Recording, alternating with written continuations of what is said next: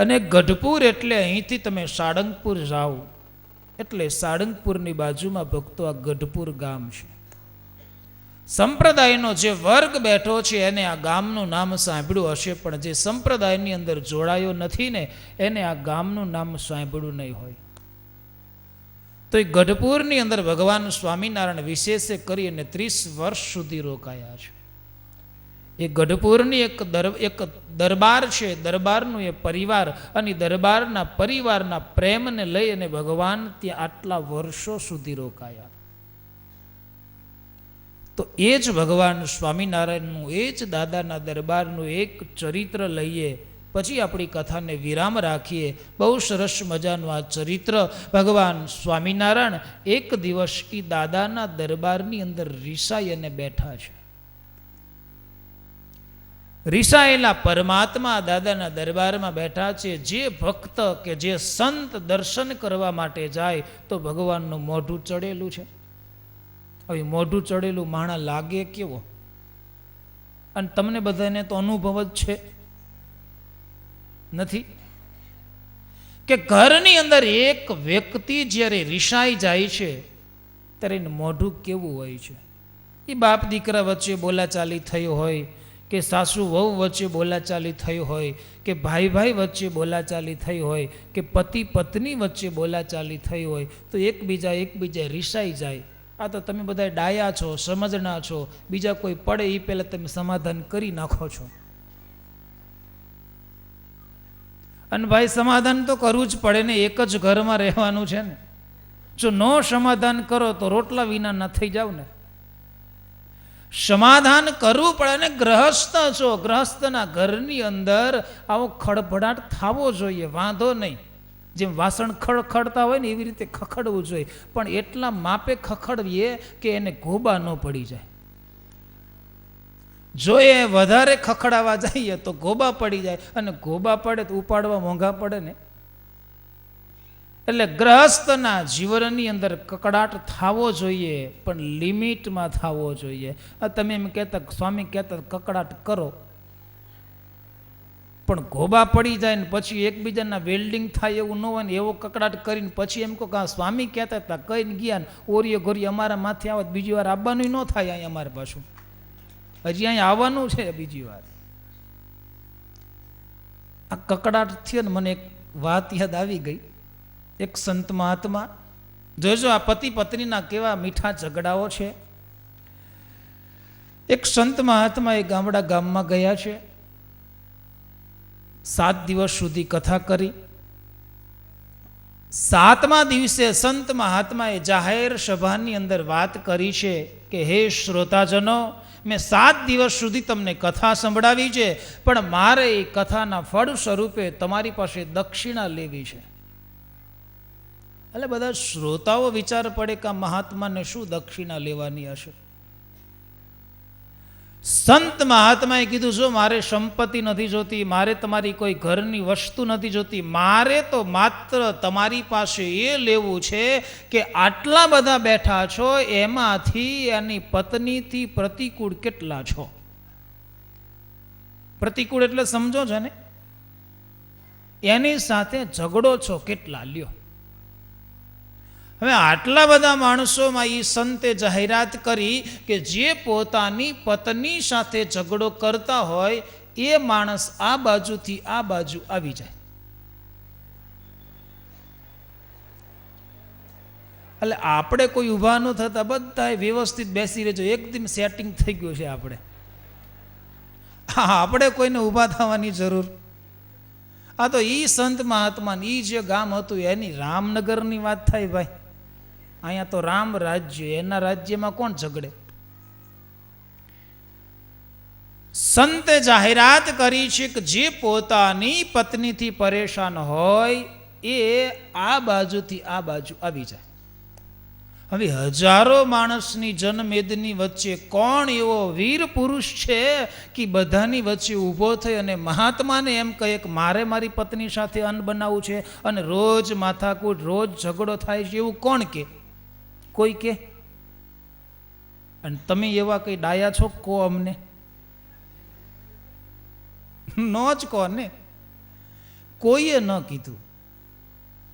સંત મહાત્માએ બીજી વાર જાહેરાત કરીને કીધું, ભાઈ જે પોતાની પત્નીથી પરેશાન હોય એ આ બાજુથી આ બાજુ આવી જાવ. તો હજારો માણસની મેદનીમાંથી કોઈ ઊભા ન થયા.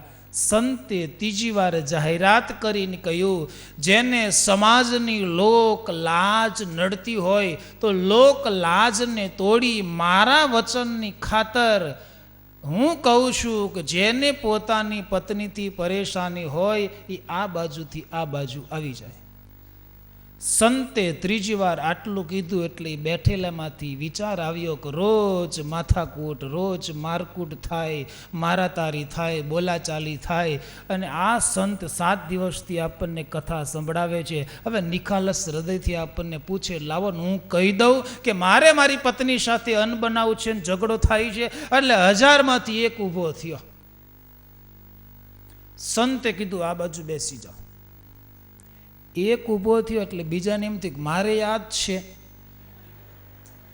મારે ઊભું થવામાં શું વાંધો છે. એટલે બીજો ઊભો થયો.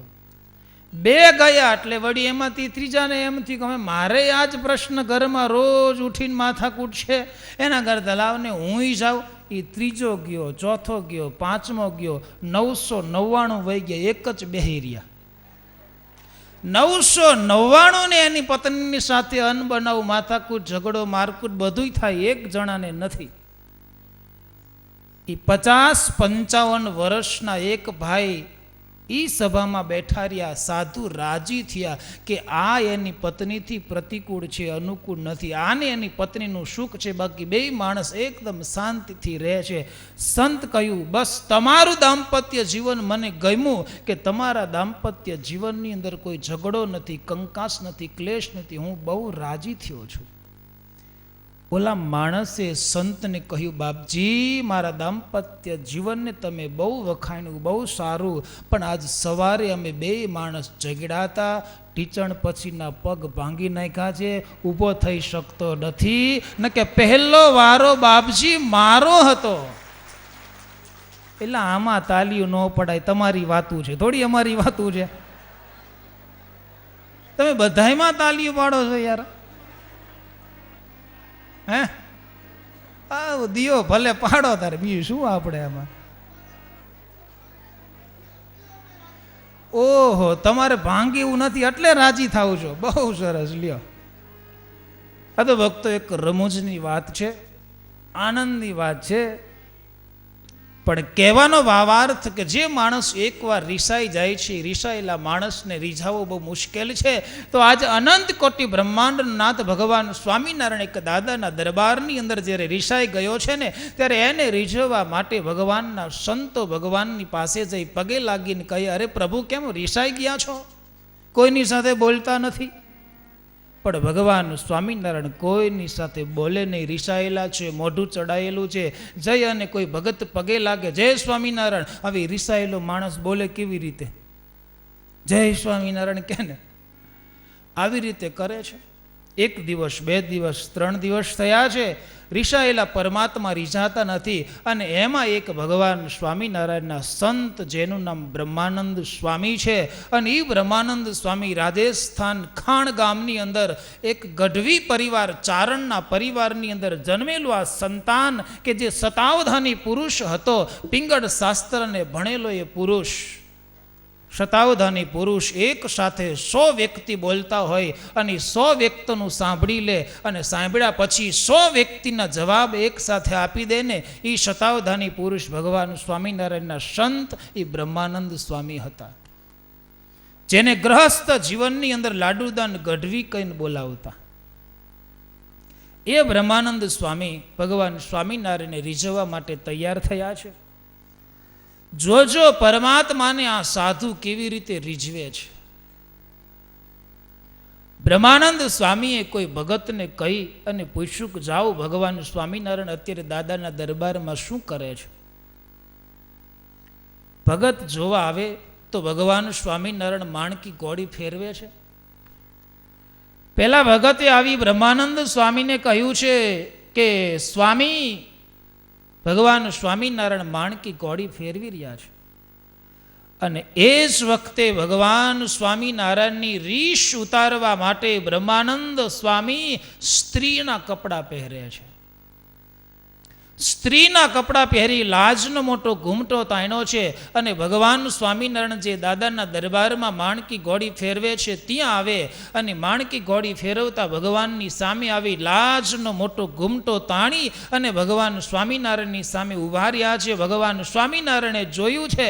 જોતાની સાથે ભગવાન સ્વામિનારાયણ બોલ્યા, ઠકરાણી ક્યાં જાઓ છો? જોજો, એક ભક્ત, એક ભગવાન અને સંત વચ્ચેનું એક ચરિત્ર કેટલું અદ્ભુત દર્શન આપે છે. ભગવાન બોલ્યા છે, ઠકરાણી ક્યાં જાઓ છો? ભગવાન સ્વામિનારાયણ નીચે ઉતર્યા છે. માણકી ઉપરથી બ્રહ્માનંદ સ્વામીની લાજનો ઘૂમટો અધ્ધર કર્યો છે અને ભગવાન બોલ્યા, ઠકરાણી ક્યાં જાઓ છો? ત્યારે એ ભગવાન સ્વામિનારાયણનો ભગવાધારી સાધુ ચારણ કુળની અંદર જન્મેલો એ બ્રહ્માનંદ ભગવાન સ્વામિનારાયણને કહે છે કે મારો ઠકરાણો રીઝાયો છે અને રીસાવા માટે જાઉં છું. મારો ઠકરાણો રીસાયો છે અને રીઝાવા માટે જાઉં છું. અને આમ જ્યાં લાજના ઘૂમટા અધર તાણે અને 3 દિવસની જેના મોઢા ઉપર રીસુ ચડેલી હતી એ બ્રહ્માનંદ સ્વામીને સ્ત્રી વેશની અંદર જોયા અને લાજના ઘૂમટા તાણેલા જોયા ને તો અનંત કોટી બ્રહ્માંડના અધિપતિની રીસ હતી ને રીસ ભક્ત ઉતરી ગઈ છે. આ ભગવાનનું એક ચરિત્ર છે. પણ આવા ચરિત્ર જ્યારે આપણે સાંભળીએ ત્યારે એની અંદર દેહ ભાવ રાખીએ નહીં, એની અંદર દિવ્ય ભાવ રાખીએ અને પરમાત્માના ચરિત્રોને સાંભળીએ તો આ ગોકુળની અંદર ભગવાન કૃષ્ણ અનેક ગોપીઓના ઘરની અંદર માખણ ચોરી ચોરી અને ખાય છે. મધુર દિવ્ય ચરિત્રો હજી આની પાછળ પડ્યા છે. બહુ મધુર કથાઓ છે, પણ એ કથાને આપણે 10 મિનિટ પછી સાંભળશું. અત્યારે 10 મિનિટ માટે દરેક શ્રોતાઓને રજા આપવામાં આવે છે. ભક્તો, આજે રાત્રે સરસ મજાનો એક કીર્તન ભક્તિનો પ્રોગ્રામ છે. માત્ર 1 જ મિનિટ બેસી જાઓ. આજે રાત્રિએ સરસ મજાનો કીર્તન ભક્તિનો પ્રોગ્રામ ગઈકાલે પૂજ્ય સ્વામી અત્રે પધારેલા એ પૂજ્ય સ્વામી પધારશે અને એમના કંઠે ભગવાનના કીર્તનો ગવાશે. એવો સરસ મજાનો રાસ ઉત્સવ થશે. એટલે આજુબાજુના ગામમાંથી આવતા હોય, નસીબ પર આ બાજુ રામનગર કે જે કાંઈ ગામના આવતા હોય બધા જ રાત્રે આવજો. સત્સંગનો લાભ મળશે, કીર્તનનો લાભ મળશે અને રાસ ઉત્સવનો લાભ મળશે. એટલે રખે આ લાભને ચૂકતા નહીં.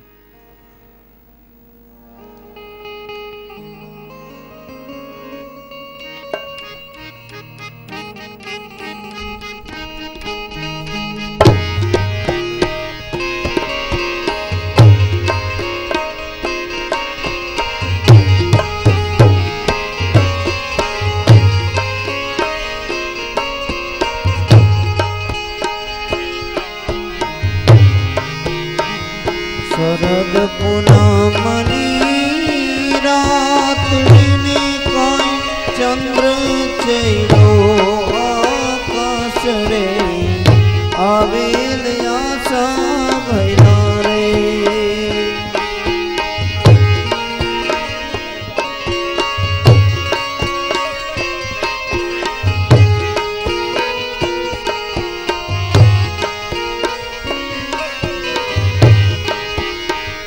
શરદ પૂનમની રાતડીને કાંઈ ચંદ્ર ચડ્યો આકાશ રે આવેલ આશા ભૈયા રે.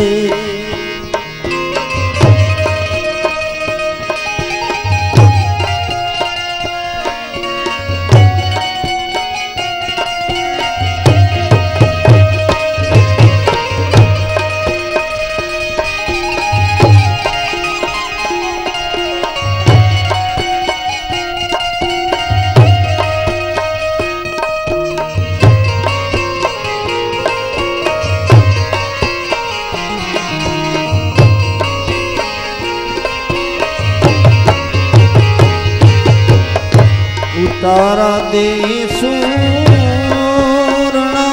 કાંઈ દેસુ મેળી બોલ રે આવેલ આશા ભૈલા રે.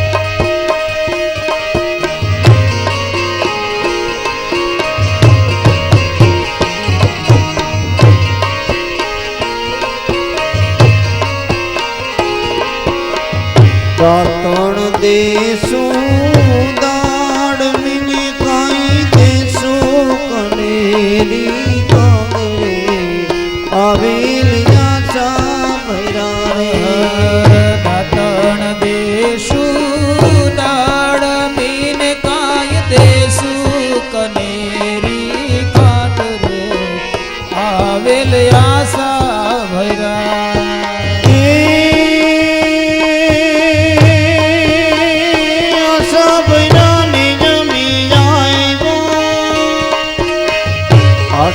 ભૈરાને અમે આવ્યાને મારે વાલે રમાડા રસ રે આવેલ આશા ભૈરા રે આશા ભૈરાને અમે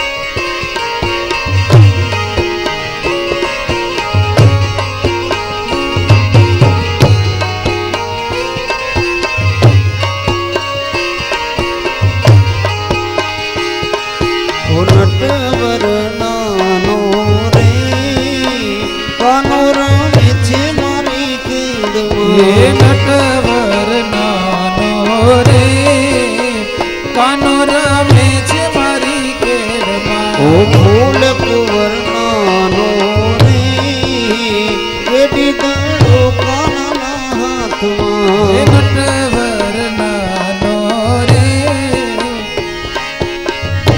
મારી કેડમાં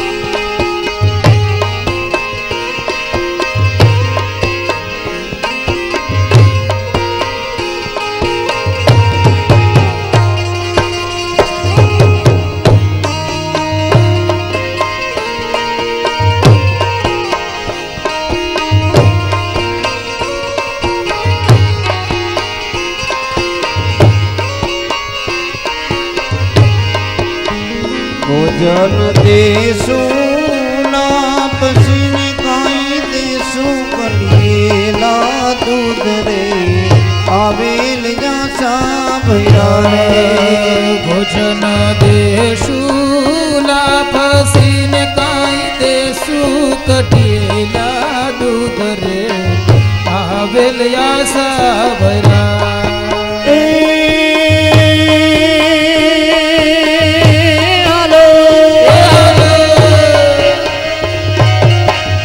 આશા ભૈરાને અમે આવ્યાને મારે વાલે રમાડા રાસ રે આવેલ આશા ભૈરા રે